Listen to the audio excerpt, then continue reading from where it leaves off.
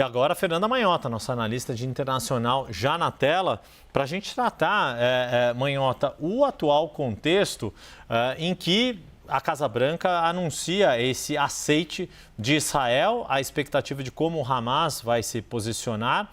Ainda não é a totalidade dos reféns cujo paradeiro ainda não é totalmente sabido, ainda são mais de 50 reféns. Aqui a gente está falando de pouco menos de 30, 28 reféns, 10 vivos, infelizmente 18 mortos, os corpos, os restos mortais desses 18 reféns que fariam parte desta negociação. Mas num contexto em que a pressão internacional sobre Israel tem sido muito forte e, de certa forma, é a Casa Branca saindo em socorro de Benjamin Netanyahu, não? Exatamente, Yuri. Boa tarde a você, a todos que nos acompanham em mais um 360.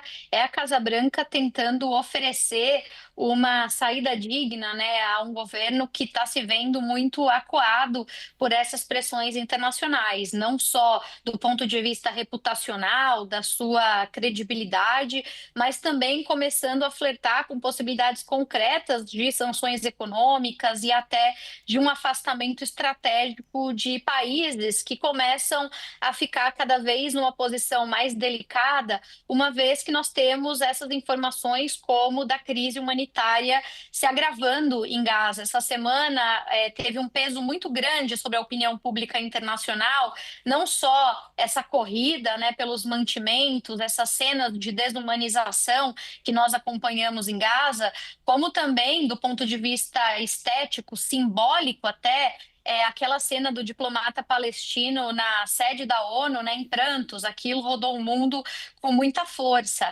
E o governo Netanyahu tem sofrido pressões também do ponto de vista interno, né? As famílias dos reféns acusam o governo de estar se prolongando na resolução da crise como uma forma de garantir sobrevivência política. Existem vários grupos organizados dentro e fora de Israel, de judeus inclusive, que têm se manifestado bastante fortemente contra as ações do governo. Então, a gente percebe que realmente há necessidade de realocar energia política do ponto de vista dos aliados, sobretudo os Estados Unidos, que pretendem, inclusive, sair como os responsáveis por esse processo de criação de pontes, né? O presidente Trump tem como um legado pessoal, como parte do seu plano de liderança nesse segundo governo, construir momentos emblemáticos em que ele seja visto como viabilizador de negociações. Ele tentou e ainda segue tentando fazer isso na Ucrânia,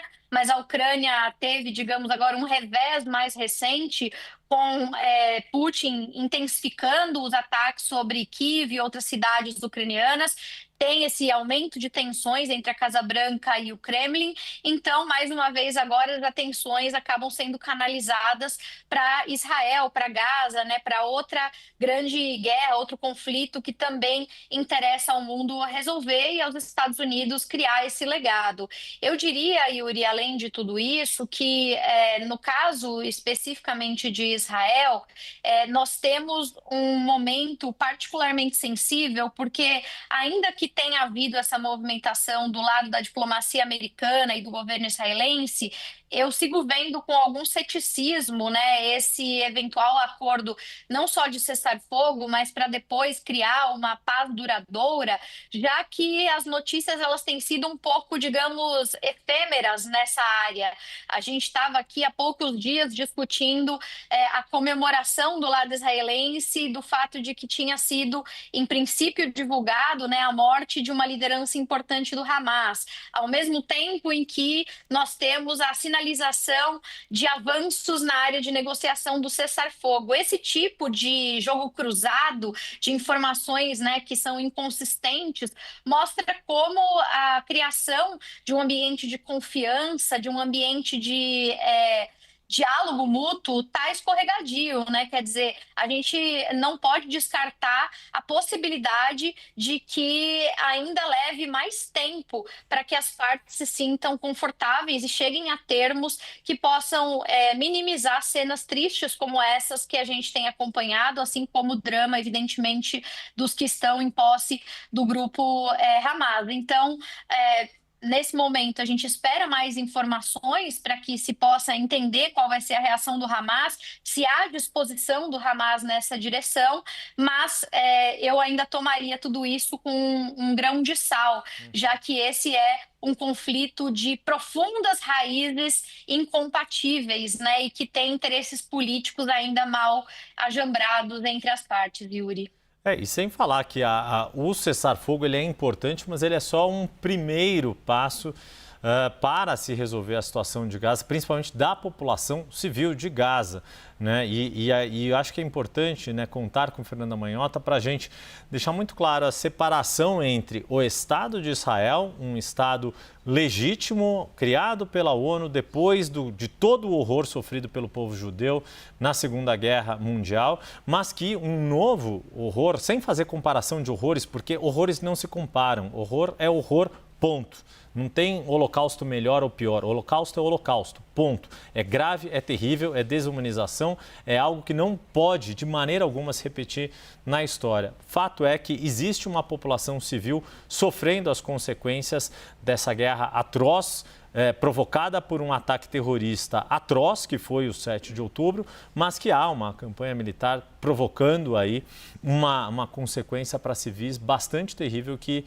provoca preocupação em todo o mundo. Fernanda Manhota, muito obrigado. É isso, Yuri. Oi, por favor, claro. Deixa eu até fazer um comentário muito rápido, só reiterando o que você disse.